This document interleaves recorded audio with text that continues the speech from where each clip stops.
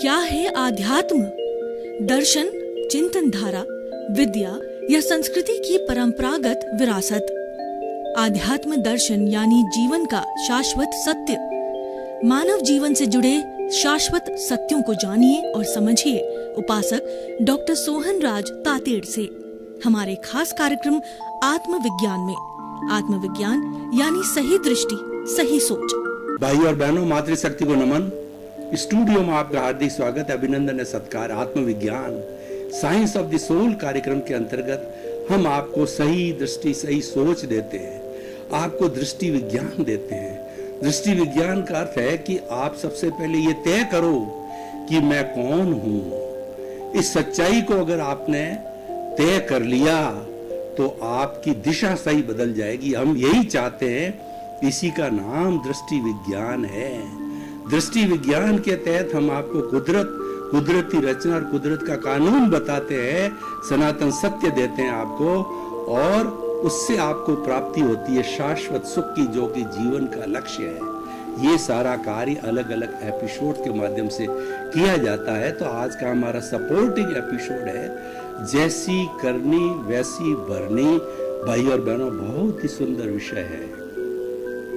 हमारी भारतीय संस्कृति में बताया गया है, as you will sow as you will reap. आप जैसा बोओगे वैसा काटोगे। अगर आपने गलत बीज बोया है तो आपको गलत पौधा मिलेगा।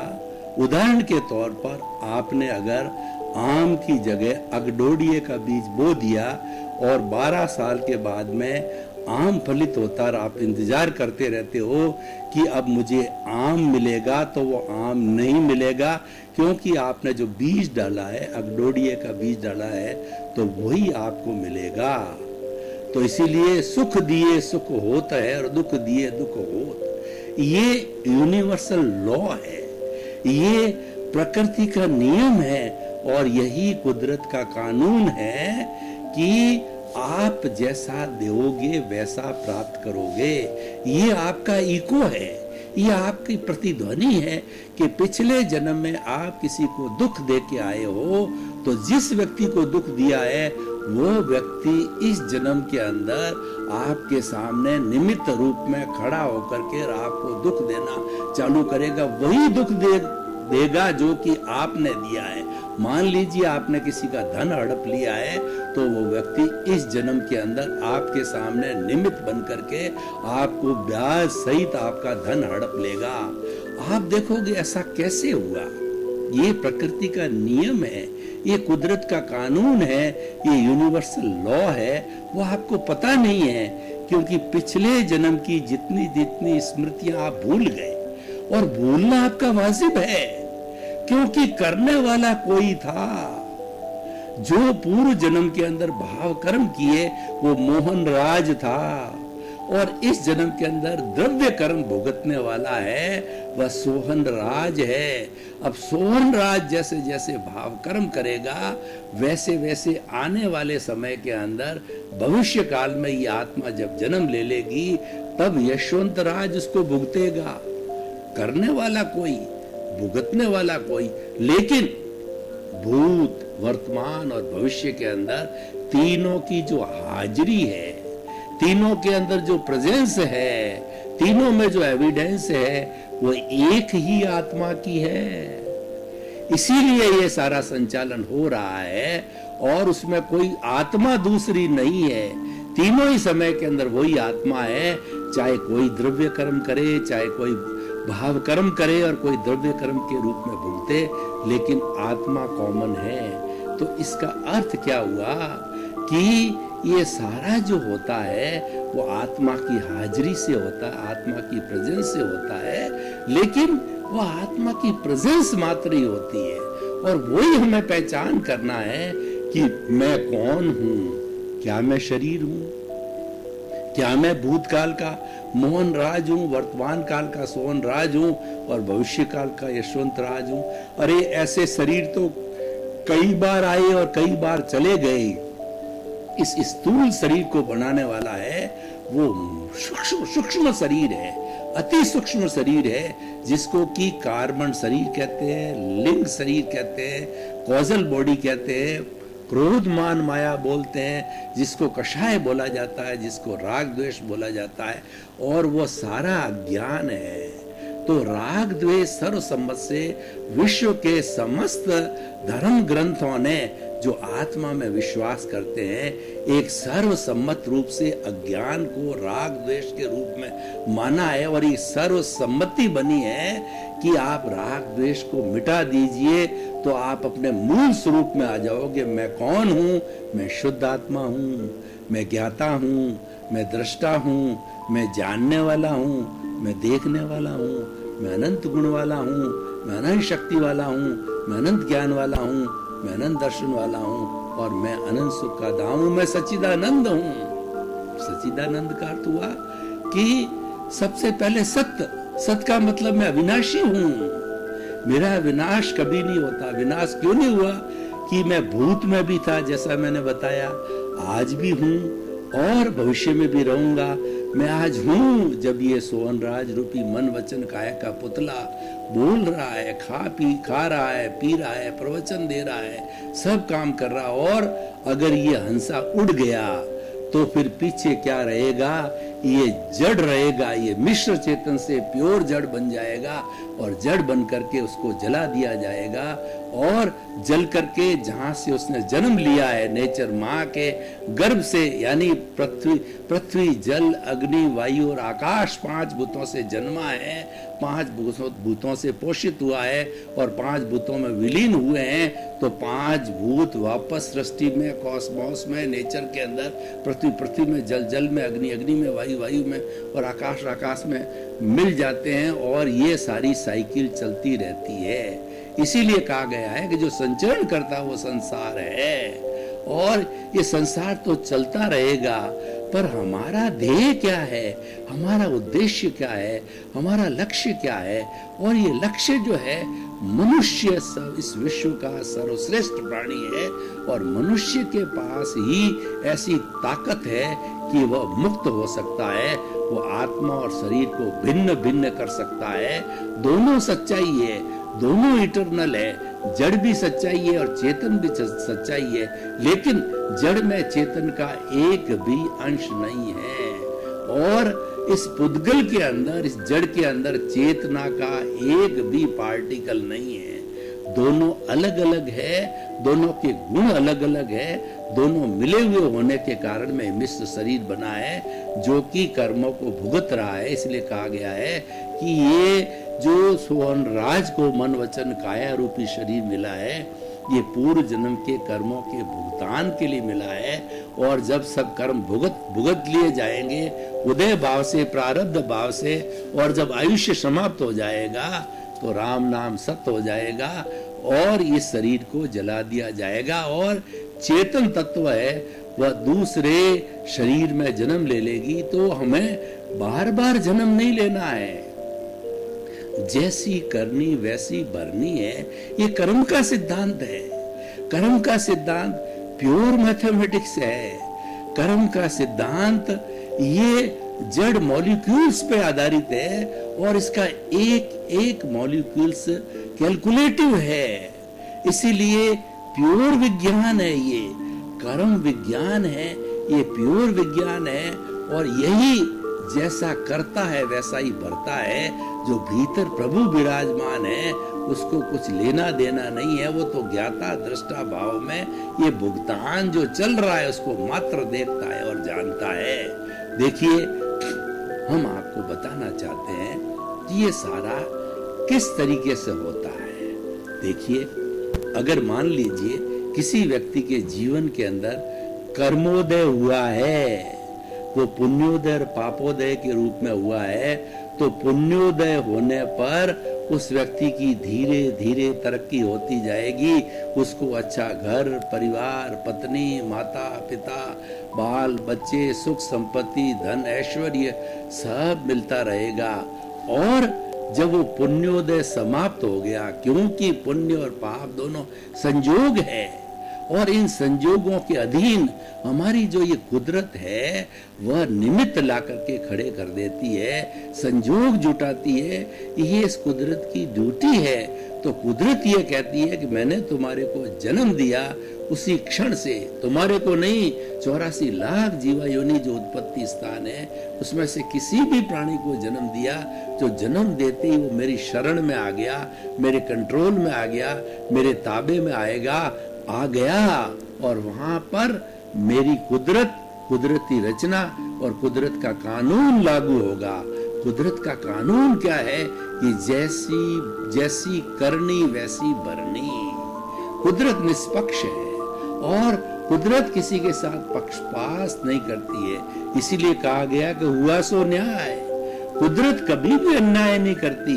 हमारे जो ये भौतिक जो अलग अलग कोर्ट्स हैं, वो कोर्ट्स हैं, कई बार उनसे अन्याय हो जाता है, क्योंकि जो साक्ष्य होते हैं, एविडेंसेस होती है, वो निष्पक्ष नहीं होती। उसके आधार पर ही जज फैसला लेता है, उसमें गलती होने की पूरी पूरी संभावना है। लेकिन ईश्वर के घर में अन्याय नहीं है, हुआ सो न्याय। ईश्वर हमेशा न्याय करता है। कौन सा ईश्वर? कर्म सिद्धांत, जैसी करनी वैसी भरनी। As you will sow so will you reap. अच्छा करोगे अच्छा मिलेगा, बुरा करोगे बुरा मिलेगा, जैसा करोगे वैसा भोगोगे। ये कुदरत का कानून है और कुदरत इस कानून के तहत हमें पनिशमेंट देती और अवार्ड देती है। पुण्योदय की हमने बात की, पुण्योदय समाप्त हुआ, पापोदय प्रारंभ हो जाता है, क्योंकि ये जीवन में चलते रहते, इसी का नाम जीवन है। इसीलिए कहा है life is struggle, struggle is life. जीवन के अंदर पुण्य पाप का बदलना एक ही जीवन के अंदर बार बार होता रहता है, क्योंकि ये संयोग और वियोग है, ये प्रकृति का नियम है, ये कुदरत का कानून है। हर समय एक सा संजोग नहीं रहता है, कभी सुख आता है कभी दुख आता है और व्यक्ति सुख दुख के पलड़े के अंदर झूलता रहता है। एक जन्म नहीं, असंख्य असंख्य जन्मों में हम सुख दुख के पलड़े के अंदर झूलते आए हैं और जैसी करनी वैसी भरनी। As you will sow so will you reap. कुदरत के कानून के तहत जो है हम इस कार्बन शरीर का संचय करते आए हैं, राग द्वेष संचय करते आए, और वही राग द्वेष नए राग द्वेष को जन्म लेता है। मूल आत्मा का इसमें कुछ भी लेना देना नहीं है, क्योंकि सब होता है मूल आत्मा की हाजिरी से होता है। अब आप मेरे को प्रश्न करोगे, और ऐसा प्रश्न जो है भगवान महावीर के सामने उनके शिष्यों ने भी प्रस्तुत किया था कि प्रभु आप ये बताइए कि इस चेतन आत्मा को इस जड़ से मिलने की नौबत क्यों आई, या इस कार्बन शरीर रूपी चेतन को आत्मा के साथ अटैच होने की क्या नौबत आई, और ये कब से जुड़ा हुआ है। तो भगवान को इसका उत्तर नहीं आ रहा था, तो भगवान ने स्वयं ने कहा कि हे मेरे शिष्यों, हे मेरे भक्तों, मैं आपके प्रति प्रश्न करता हूं कि आप बताओ कि पहले मुर्गी हुई या अंडा हुआ। तो सभी शिष्य सोचते रहे कि मुर्गी बिना अंडा नहीं होता है और अंडे बिना मुर्गी नहीं होता है। तब भगवान ने कहा पश्चानुपूर्वी, इसका उत्तर न आपको ध्यान है न मुझे ध्यान है।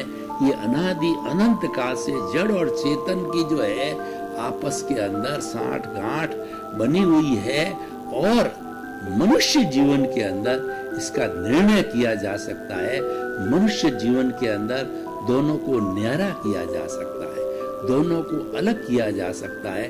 कैसे अलग किया जा सकता है, मैं आपको एक भौतिक उदाहरण देता हूँ कि आप कोलार फील्ड फैक्ट्री जो कर्नाटक में कभी आपने विजिट की होगी तो आपने देखा होगा कि वहां पर गोल्ड ओर निकलता है।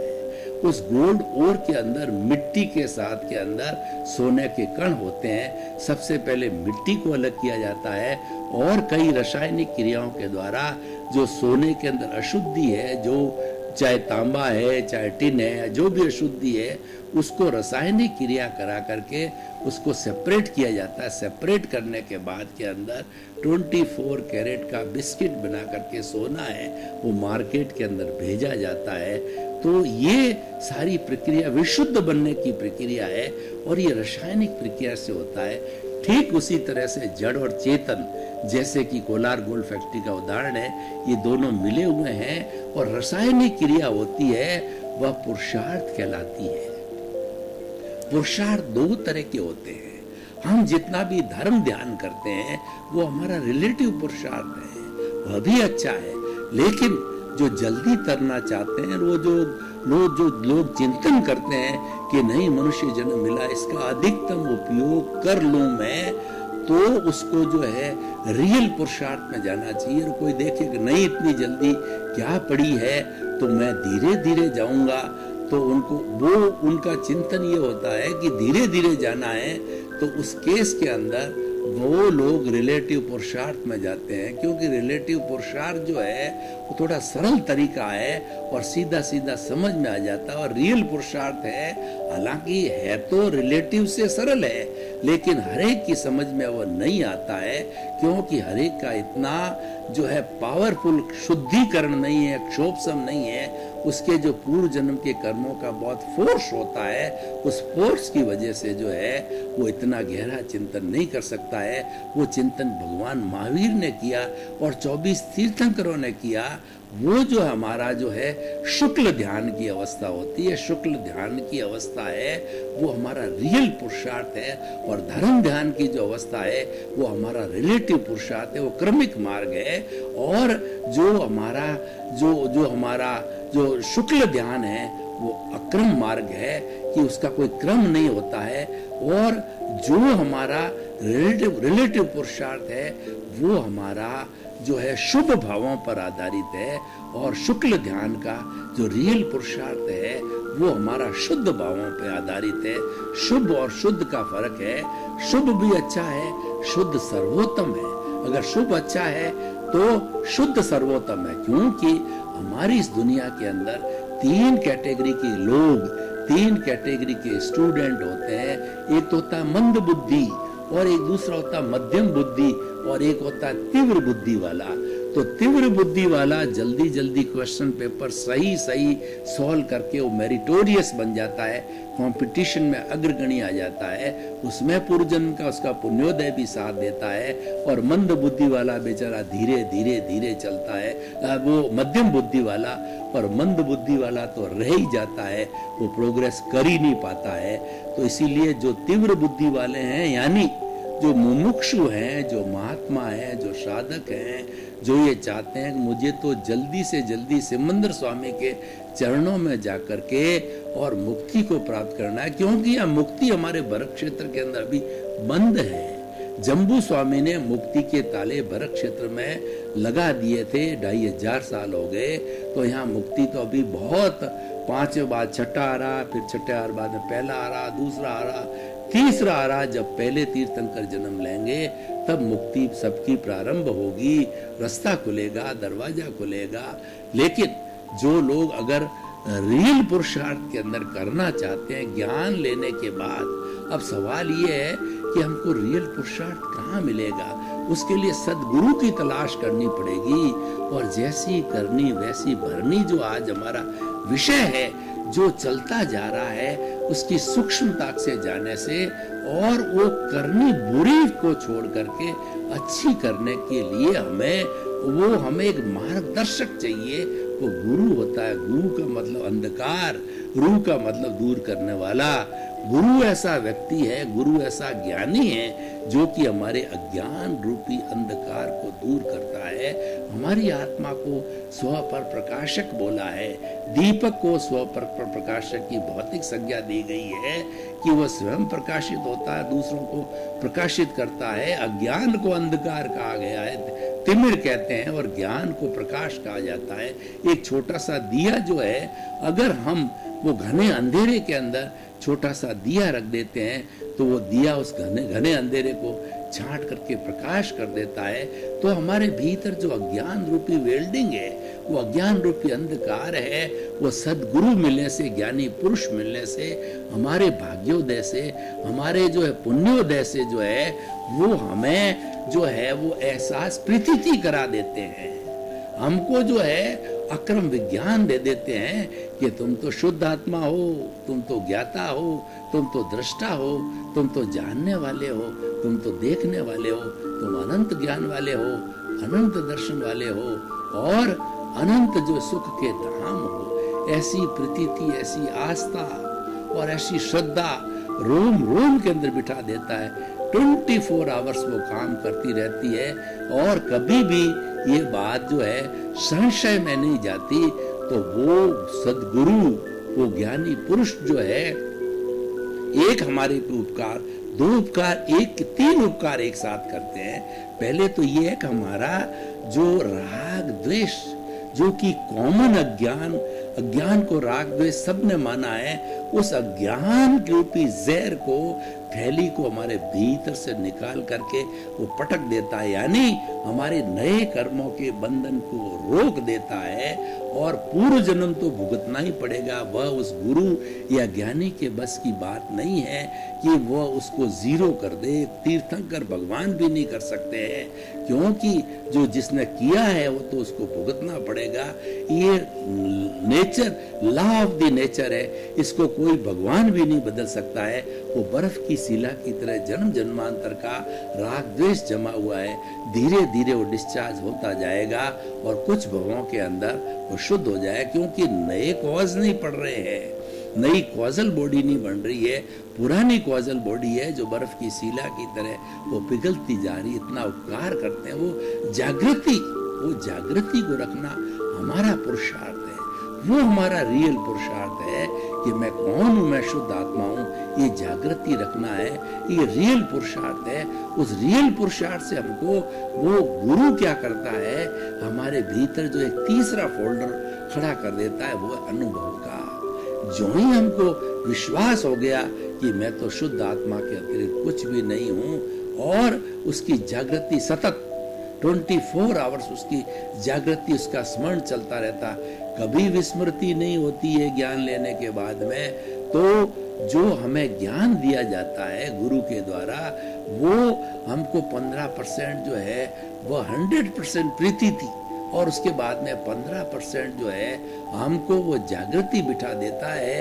अब उसको आगे बढ़ाना आपका रियल पुरुषार्थ है और ज्यों-ज्यों जागृति बढ़ती जाएगी हमारा अनुभव का खजाना बढ़ता जाएगा और अनुभव वो 1 जन्म, 2 जन्म, 3 जन्म में बढ़ते बढ़ते बढ़ते 100% प्रतीति हो चुकी, ये हर जन्म में साथ चलेगा और ये जागृति भी हर जन्म में साथ चलेगी।